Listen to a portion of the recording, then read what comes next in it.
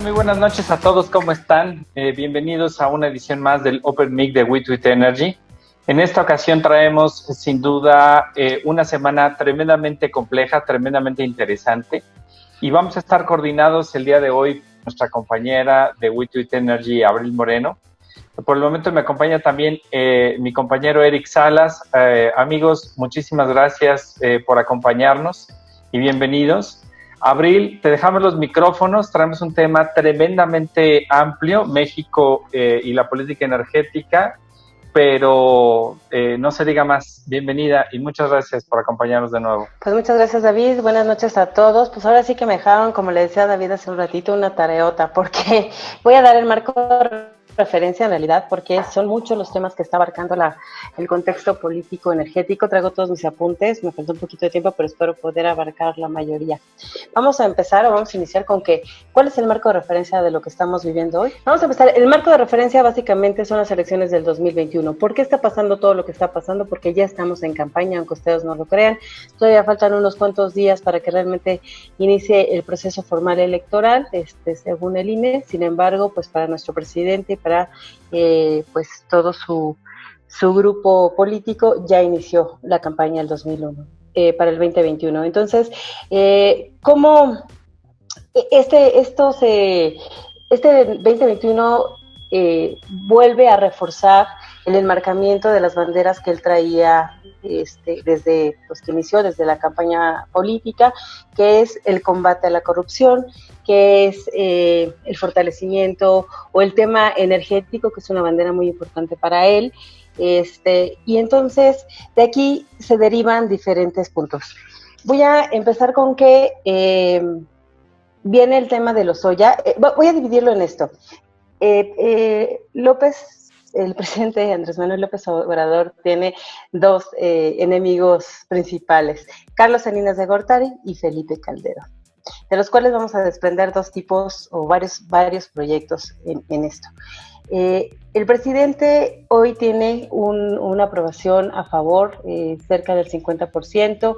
El peor escenario para él es que bajara, y no me lo van a creer, no va a bajar más allá de un 42%, porque tiene una base de un 30-35% el presidente en este momento. Sin embargo, esto lo que le va a impedir es tener una mayoría calificada en el Congreso, y esto va a implicar que no va a poder hacer a diestra y siniestra todo lo que quiera hacer en las modificaciones a las reformas, a la reforma o a la contrarreforma energética, que es lo que tanto se ha venido hablando.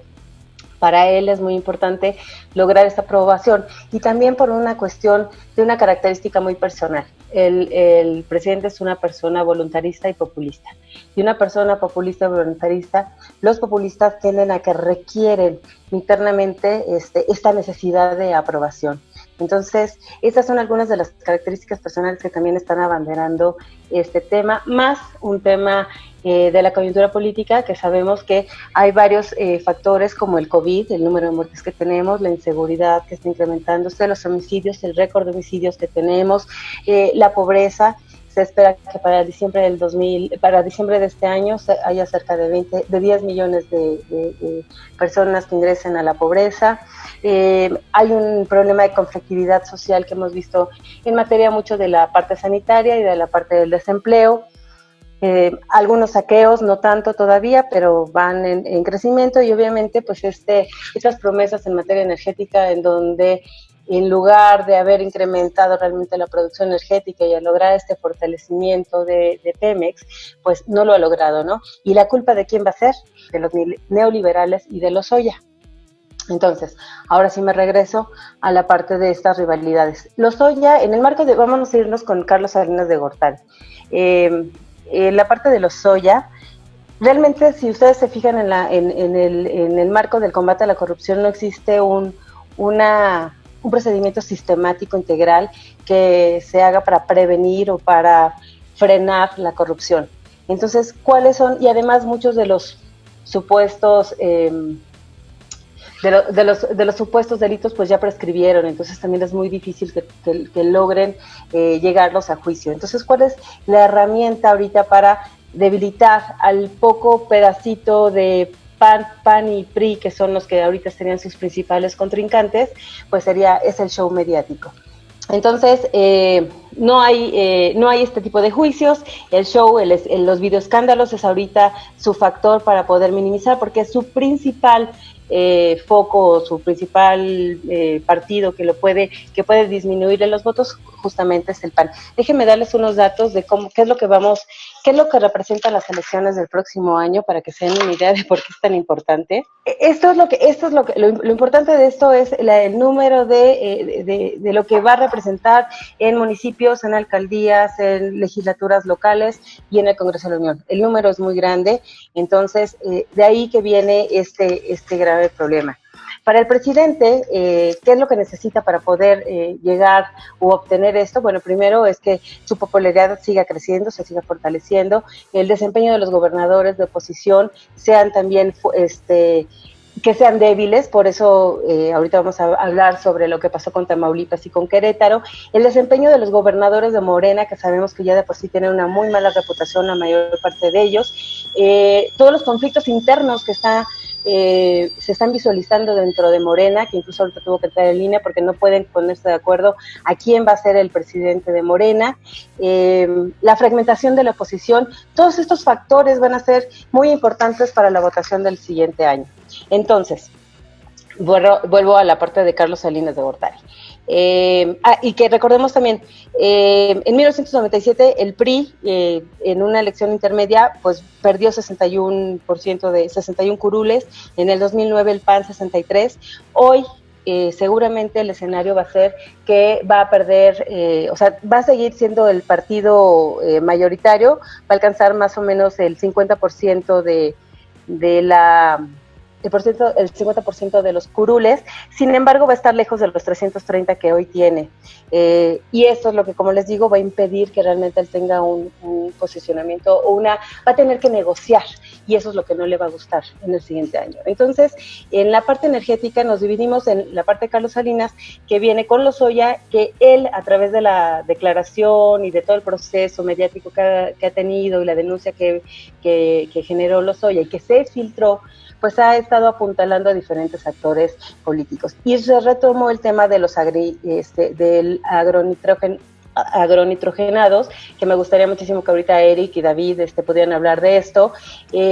También está el tema de Fertinal, y sin embargo recuerden que como está asociado con el grupo Salinas, esto no se ha tocado realmente en los medios de comunicación por parte en la parte de Felipe Calderón, pues está atacando la parte de Etileno 21, que también Etileno 21, que también me gustaría que ahorita lo platicaran. Se está reforzando el tema de los carbones con Guadiana, y hay un tema también en la parte de Lozoya que se ha venido apuntalando con los senadores de oposición, que como les digo, los senadores de oposición es muy importante que ellos tengan una percepción de debilitamiento, de corrupción, para que no tengan este fortalecimiento en sus estados. Y de ahí derivó la parte de la reforma energética como una reforma ilegal, y por eso hay que derrocarla, ¿no? Entonces vienen los videoescándalos, vienen las filtraciones, y él tiene todas estas barajas para culpar al pasado neoliberal. Pero resultó ser que hoy se topó ayer se topó, o le dieron sopa de su propio chocolate, y entonces sacaron un video de su hermano recibiendo dinero.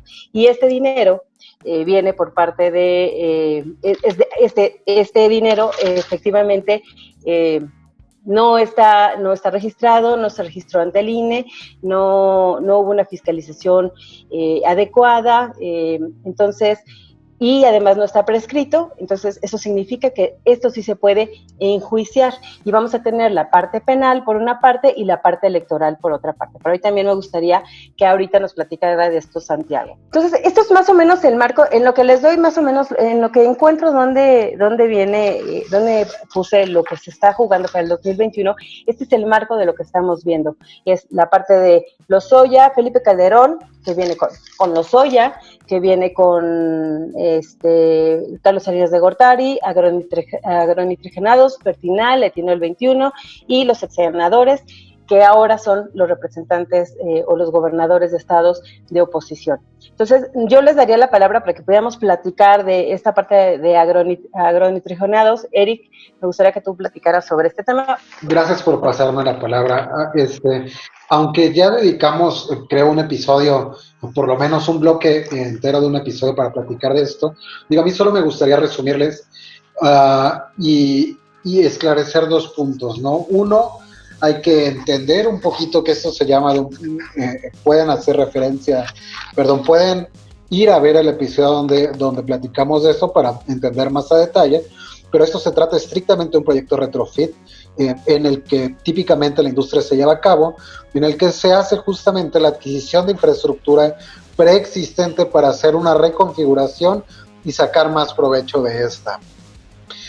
Es complicado, decíamos ya en esa ocasión, que en realidad puedan llegar a comprobar algún tipo de sobrecostos, porque esto en realidad cae dentro de muchas subjetividades y proyecciones financieras que acaban por ser el precio estimado, no de cuánto cuesta la infraestructura. Eso sería un sinsentido, no es negocio de esa manera. Saben que también no solamente está este tema, sino está el tema de Fertinal. O sea, recordemos, me voy a ir por la parte política nada más antes de que David opine en la parte de estas 2 empresas.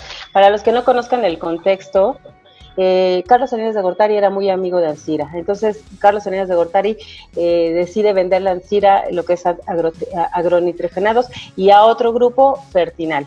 Se los venden, al paso de los años, estos se declaran prácticamente en quiebra y después nuevamente Carlos Salinas le dice a Peña Nieto compra nuevamente estas infraestructuras, pero realmente ya eran chatarras, ya no tenían mantenimiento y se les vende a un sobreprecio. Ese es el tema o lo que está abanderando el día de hoy el presidente de la República con estos 2 temas. Y Fertinal no lo toca precisamente porque está atrás Grupo Salinas y es uno de los principales aliados del presidente el día de hoy, ¿no? Nada más quería como dar este contexto político en este momento. Muchas gracias, Abril. Sí, justo tuvimos un episodio en el que hablamos particularmente de agronitrogenados y planteamos o dejamos la hipótesis sobre la mesa entre cuál era la diferencia fundamental que tenía en términos político-electorales para esta administración hablar con tal fuerza, con tal complejidad del tema de agronitrogenados y no hacer lo mismo del caso Fertinal. Tratar con tal rudeza el tema de etileno 21, el cual sabemos contempla o consiste en un problema de suministro de etano que tiene Pemex para cumplir con ese contrato, y sobre el cual además les recomiendo ampliamente que sigan a Adrián Calcáneo, quien habló muchísimo y con mucha precisión sobre ese tema, pero no así del caso de Fertinal. Y me parece que en buena medida es, como comenta Abril, producto del operador actual del proyecto.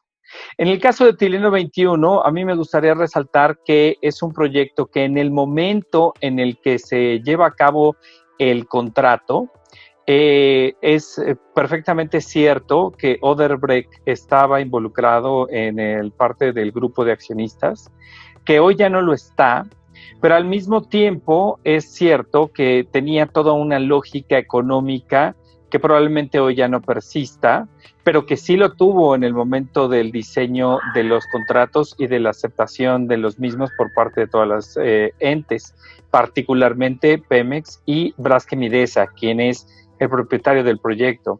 Y entonces se vuelve muy interesante analizar con mayor precisión cuáles serían las estrategias para llegar a diferenciar estos proyectos, porque de alguna u otra manera vimos que depende de quién es el participante, cuál es la forma de verlo.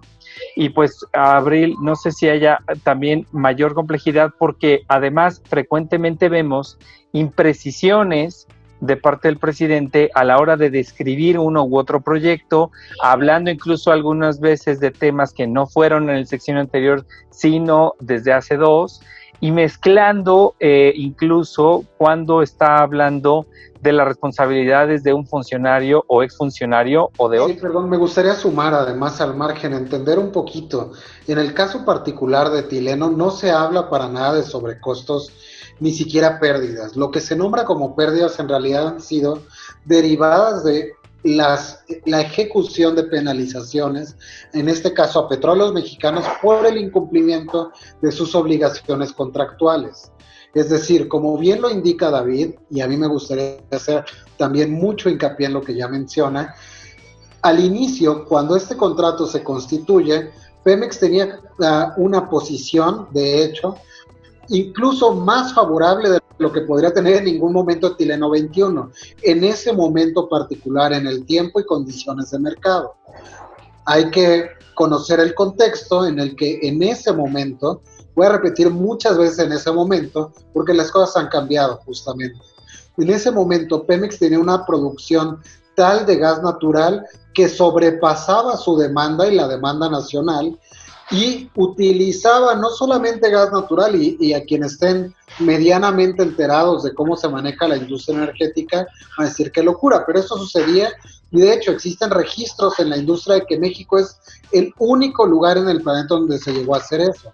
México tenía tal exceso de gas que lo utilizaba para reinyectar en pozo o empujar la producción, empujar el flujo dentro de ductos, flujo de hidrocarburo, de crudo, dentro de los oleoductos. Se utilizaba como un producto residual. Hay que entender también en ese momento que el gas natural era subestimado en su valor, porque el crudo, en ese momento estamos hablando, para poner dimensión, en alrededor de $6, $6.50 por millón de pies cúbicos de gas, mientras que el crudo tenemos que entender que se encontraba alrededor de los $100. Entonces, para cualquiera, y no voy a culpar a Petróleos Mexicanos, hubiera sido una decisión no-brainer, por supuesto, darle más valor al crudo que al gas natural. El problema es no ver hacia el futuro y que esas condiciones podrían variar, que fue lo que sucedió hoy. Hoy tenemos un millón de pies cúbicos de gas natural que no excede mucho más allá del dólar, y eso porque ya pasamos su peor momento de 30 centavos. Y por otro lado tenemos un crudo que se encuentra en un estándar mundial por debajo de los $45, o oscilando entre los 40 bajos, podríamos decir. Las condiciones cambiaron. Eso no es problema del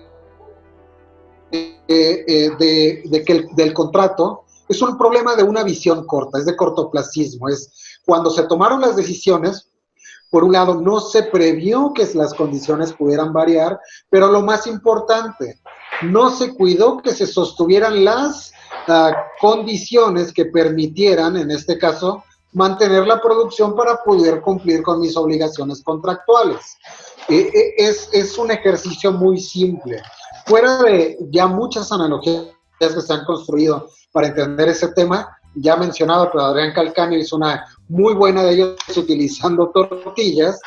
Yo les diría, si ustedes adquieren un crédito y en algún momento se quedan sin trabajo, desafortunadamente, cosa que no le deseo a nadie que nos esté escuchando, y aunque los que no nos escuchen, pero se quedan sin trabajo y no pueden cumplir con los pagos por adquiridos en el crédito, ¿es culpa de ustedes o del banco? Más bien, ¿es responsabilidad de ustedes o del banco de encontrar la manera de poder solventar esas responsabilidades?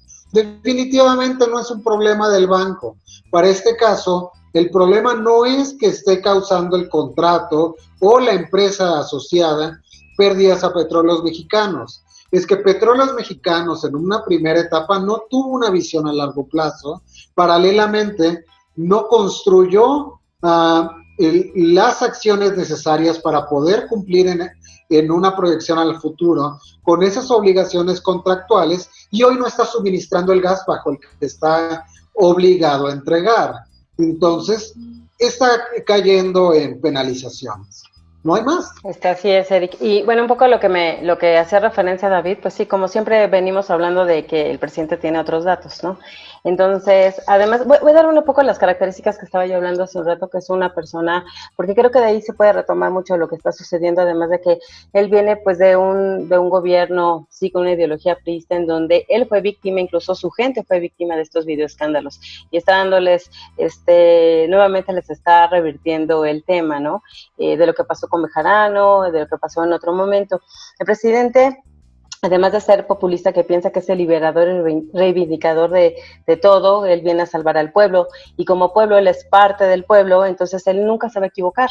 Por eso hoy vimos lo que pasó en la mañanera, ¿no? O sea, él decía, sí, yo ya conozco esto, ya le dije a León y a Pío, pues que no se amparen, que pasen los procedimientos. Total, yo me salvé, ¿no? A mí incluso hasta me dieron cosas a favor cuando a mí me metieron a tribunales en la época de Fox, ¿no? Entonces, él está muy seguro de que a él no le va a pasar absolutamente nada porque él tiene la voluntad del pueblo, ¿no? Es una persona con una visión moralista que solamente piensa que busca compensar a las personas, es decir, la parte material, el dinero no es bueno, es muy malo, etcétera, etcétera, ¿no? Y por eso él nunca se equivoca, él siempre va a estar, y él genera una agenda diaria, que eso ya lo habíamos platicado en alguna ocasión, todos los días genera una agenda, y tiene muchos seguidores, o sea, como les dije, tiene entre el 30 y 35% de la población, o sea, su base es enorme, y si le va mal, va a bajar solamente a un 42%. Eso quiere decir que la gente, es como un acto de fe, la gente lo va a seguir, pese a lo que diga, pese a que se den cuenta que hay desempleo, pese a que se den cuenta el número de muertes, pese a que se den cuenta el número de homicidios, pese a que se den cuenta que Pemex no va a funcionar y no va a salir adelante como él lo prometió. ¿Por qué? Porque él es un mecenas, él es un mesías en este sentido, genera y acapara la agenda todos los días, y siempre, esto es muy importante, siempre hay un enemigo público. Entonces, en mucho tiempo fueron los empresarios, que eran los que nos robaban el dinero, estaban en contra de la CCE, de la Concamín, de la Coparmex, esto empezó a deteriorar las inversiones en el país, hoy por hoy son los neoliberales. Entonces también si nosotros seguimos haciendo esta construcción con el discurso del neoliberal, pues nunca la vamos a hacer con él, la verdad, ni con la gente que lo sigue. Nosotros tenemos que cambiar también el discurso y realmente hacer un combate a través de exigirle desarrollo, de una participación ciudadana, de que rinda cuentas, etcétera, ¿no? Y hoy por eso es que en este sentido los videos son tan provechosos para él, porque entonces demuestra su discurso de, miren, esta grupa de rateros, de panistas, de priistas, que robaron y saquearon a todos, pero no hay un proceso judicial, no hay un proceso atrás, todo es mediático, ¿no? Entonces, eso es muy importante porque es lo que lo que hemos estado viendo pasar en este momento con esta campaña y con esta agenda que él marca. Y a mí me gustaría que Santiago hablara de esta parte judicial, de lo que estaría enfrentando en un momento dado el hermano del presidente, con estos otorgamiento de dinero en efectivo. No sé si andas por ahí, Santiago, porque además es bien importante que aclares este punto de que Santiago Nieto fue el de la FEPADE en el 2015, que es cuando se está hablando, ¿no? Que es cuando se presentó este dinero, se dieron estos sobres, y no hubo ninguna persecución, ninguna investigación al respecto. Entonces, platícanos más bien de este tema legal. El contexto jurídico o legal de esta situación en específico de estos dineros entregados, bueno, pues tienen diferentes, digamos, consecuencias. Sí, en efecto, pues Santiago Nieto Castillo era el titular de la Fiscalía Especializada en Delitos Electorales. De hecho, él tomó protesta fue asignado en febrero del 2015, 2 años después, hasta octubre del 2017, fue cuando él se separó del cargo, lo separaron, y bueno, él estuvo a cargo precisamente de toda esta situación de los comicios en Chiapas, que es donde aparentemente fue donde surgió esta clase de apoyos no registrados, que vamos a entenderlo desde la perspectiva de la teoría electoral. ahora sí que los datos de aportaciones por parte de particulares al partido Morena, tanto a nivel nacional como al comité directivo estatal de Chiapas o de Tabasco o de otros estados del sureste, bueno, son públicos, están en los portales de transparencia del INE y de los institutos electorales. Entonces, una vez que ya, de hecho, ya varios medios han hecho una revisión de esto, pues no están, ¿cómo se llama? No hay una relación, no están acreditadas estas cantidades, y por ende, pues se presume que puede existir un delito de carácter electoral, ya que el hecho de no registrar una aportación de un particular, bueno, pues ya es un delito, ¿no? Se presume que es de procedencia ilícita el recurso. Y con independencia de esto también, la vulneración de los topes de campaña a raíz de estas circunstancias también son ilícitos. Ahora, ¿qué consecuencias pueden enfrentar en este caso las personas, los institutos políticos e incluso el propio gobierno federal, ¿no? Se habla ahí de una invalidez de los comicios del 2018. Yo lo veo lejano, lo veo complicado, porque aparte de todo esto ya los tiempos legales pues ya prescribieron, ¿no? Entonces tendremos que ahora sí que bajar un poquito la calentura en ese sentido. Sin embargo, ponen serios aprietos a Partido Morena, porque incluso parte de las consecuencias en caso de cómo se llama, de judicializarse de una investigación de estas características al Partido Morena es la suspensión de su registro, o sea, que no estén dentro de las elecciones de los próximos comicios del 2021, incluso la pérdida del registro, ¿sí? Entonces, esa es una situación bastante grave para Morena y obviamente para el presidente López Obrador. Pero bueno, esto también va a depender mucho de lo que haga la Fiscalía Especializada actualmente en manos de personal del señor Manero. Sí, que ahí es una situación que vamos a ver, es la prueba de fuego para ahora sí que la ecuanimidad y el profesionalismo de estas personas, ¿no? Que hemos visto en este poco más de año y medio de gestión, pues ha sido muy pobre el profesionalismo y el ¿cómo se llama? Y el cumplimiento de los valores institucionales, ¿no? Ahora sí que eso es una de las consecuencias más importantes. Obviamente toda esta situación deben los institutos políticos, ciudadanos y obviamente algún político por ahí podrá ¿cómo se llama? Iniciar los procedimientos ante el INE, que es, digamos, la instancia principal o inicial, y quienes ellos de alguna manera analizarán toda esta situación y llegan a encontrar alguna circunstancia que ellos consideren que es un delito electoral, pues darán pista a la fiscalía. Esto es por un lado. Está por el otro lado también la unidad de inteligencia financiera, que aquí, ahora sí que bajo los lineamientos de operación de la unidad de inteligencia financiera, pues bueno, tiene Santiago Nieto Castillo, el titular de esta unidad, pues la responsabilidad de comenzar con las investigaciones sobre, obviamente, todas las operaciones financieras de los últimos 5 años del señor Pío López Obrador, también de este chavo, ¿cómo se llama? David León. David León, así como de los dirigentes de ¿cómo se llama? De Morena para ese entonces, que era el propio presidente, el actual presidente, ¿no?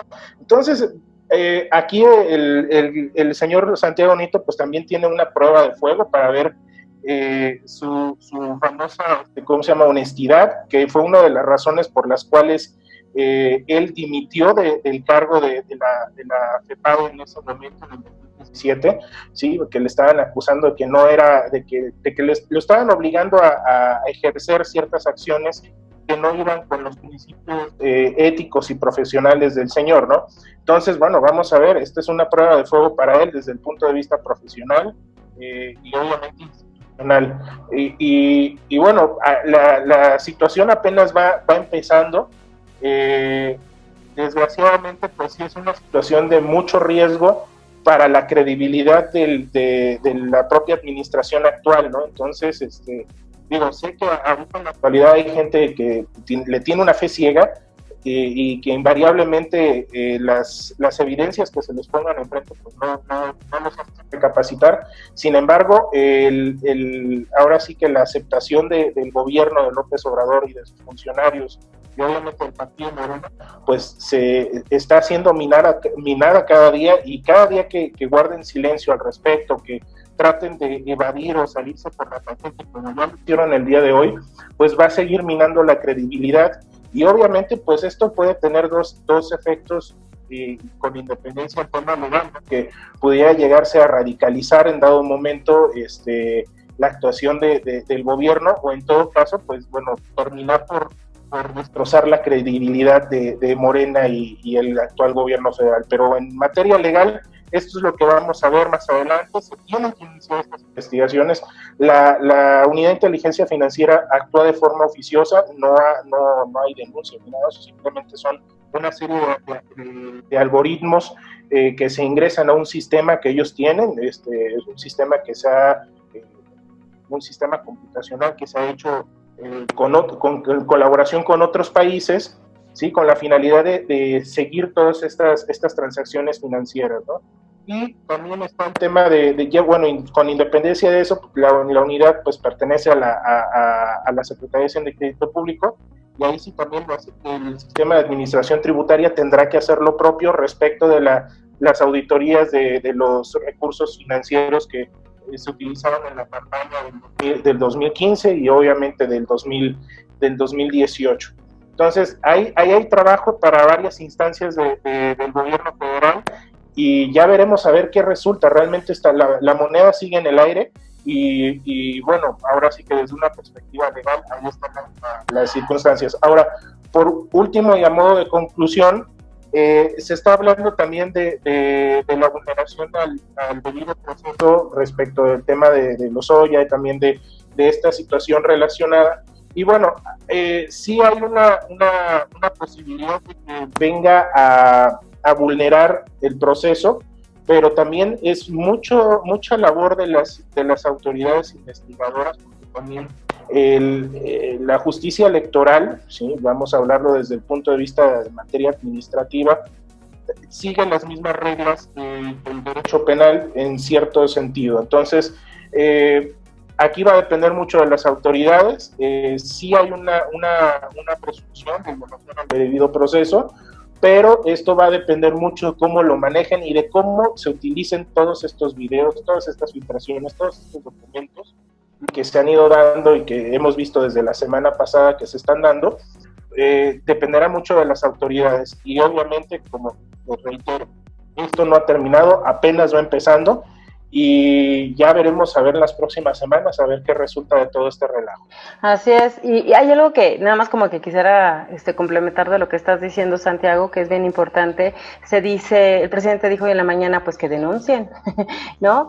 Y la realidad de las cosas es que, si no me equivoco, Santiago, en materia legal, ya nada más por el hecho de haberse presentado ante los medios de comunicación, se debería, por parte al menos de la FEPADE, ya darle un cauce directo al tema. De hecho, pues el propio Código Federal, el Código Nacional de Procedimientos Penales establece que ahora sí que pudiera desencadenarse, ¿no?, en una investigación, que claro, también se necesita el refuerzo de las denuncias por parte de los institutos políticos ante el INE, para que también el INE pues dé vista de esta situación.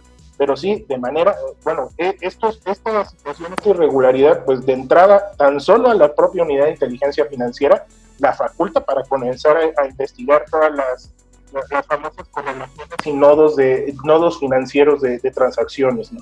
Las facturaciones y todas las operaciones bancarias, retiros y todo lo demás. De acuerdo, muchas gracias, Santiago. Bueno, ¿qué crees? No te pierdas el resto de nuestro programa.